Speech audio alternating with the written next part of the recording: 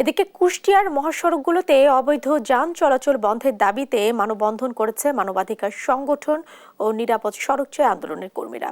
বিস্তারিত জানাতে সরাসরি যোগ দিচ্ছেন আমাদের সহকর্মী নাহিদ হাসান তিতাস। অবৈধ যান চলাচল বন্ধে কর্তৃপক্ষের কোনো সিদ্ধান্ত রয়েছে কিনা?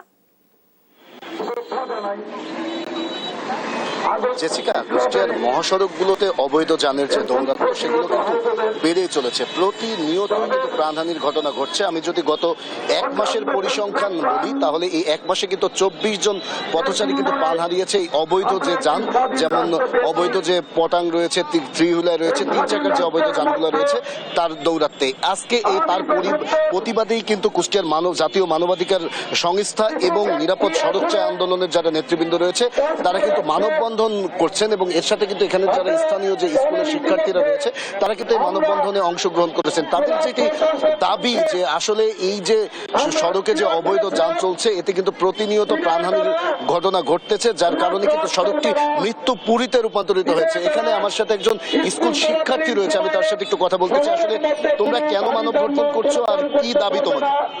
আমাদের দাবি হচ্ছে অবৈধ যে গাড়িগুলো আছে যাদের লাইসেন্স নেই এগুলো যেন মানে দিনের বেলা না চলে, রাত্রের বেলা চলে, আমাদের কোনো প্রবলেম নেই। আমরা জানি যে গতকাল মেবি যে আমাদের পার্শ্ববর্তী স্কুল প্রতিটি বিদ্যালয়ে একজন ছোট্ট শিশু তার দাদির সঙ্গে রাস্তা পার হতে গিয়ে একটি অবৈধ গাড়ির ধাক্কাতে মৃত্যুবরণ করেছে।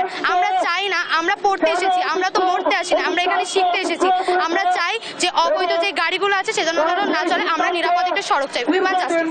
যেমনটি শুনছিলেন যে আসলে এখানে শিক্ষার্থীদের যে দাবি যে অবৈধ যে যান সেটি কোনোভাবেই মহাসড়কে দিনের বেলায় যেন না চলে সেই দাবিতে জানাচ্ছে। এখানে নিরাপদ সড়ক চাই আন্দোলনের সাধারণ সম্পাদক রয়েছে, আমি তার সাথে একটু কথা বলতে চাই। আসলে এই যে আপনাদের যে মানববন্ধন এটি কেন করছেন এবং কি দাবি আপনাদের?